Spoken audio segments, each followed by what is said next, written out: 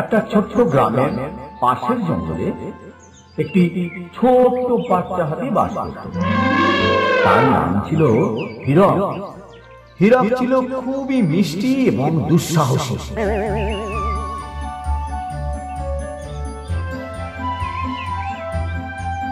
সে সব সময় তার মা হাতির সঙ্গে জঙ্গলে ঘুরে বেড়াতো এবং অন্য পশুদের সাথে খেলে আনন্দ করত।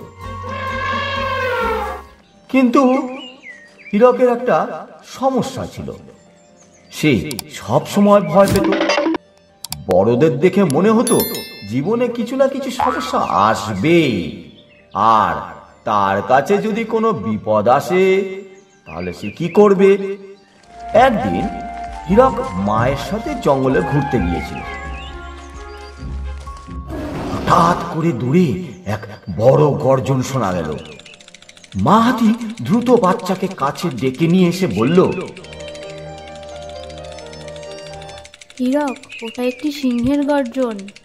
তোমাকে ভয় পেতে হবে না, আমি আছি।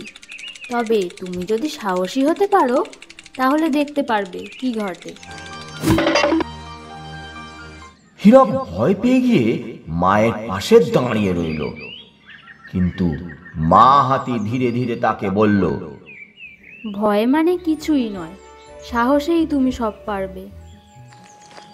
হীরক সারা জঙ্গলে ঘুরে বেড়ানোর সময় তার ভয় কাটাতে শুরু করলো।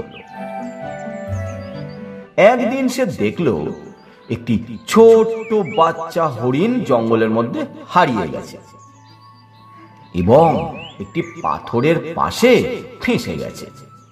হীরক মনে মনে ভাবল, এটাই আমার সাহস দেখানোর সুযোগ।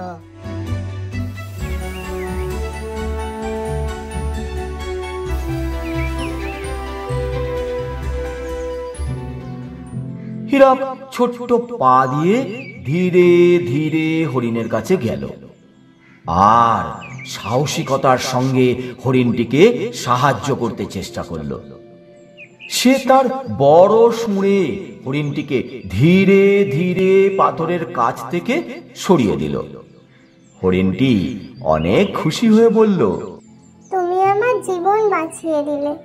তোমার মতো সাহসী হাতি আমি আগে কখনো দেখিনি। এই ঘটনাটির পর হীরক বুঝতে পারল ভয় শুধু তার মনে ছিল। সাহস যদি সত্যি থাকে তাহলে সে সব বিপদই অতিক্রম করতে পারবে। তার মা হাতি তাকে দেখিয়ে দিল যে সাহস কোনো বয়সের বা আকারের ব্যাপার নয়, এটি মন থেকে আসে। হীরক আর তার মা হাতি সেই জঙ্গলে সুখে শান্তিতে বসবাস করতে থাকলো। এই গল্পটি আমাদের শেখায় যে সাহসিকতা কেবল শারীরিক শক্তির ব্যাপার নয়, এটি মন এবং বিশ্বাসের ব্যাপার। ভয় কাটিয়ে সাহসিকতার সাথে কাজ করলে অনেক কিছু অর্জন করা সম্ভব।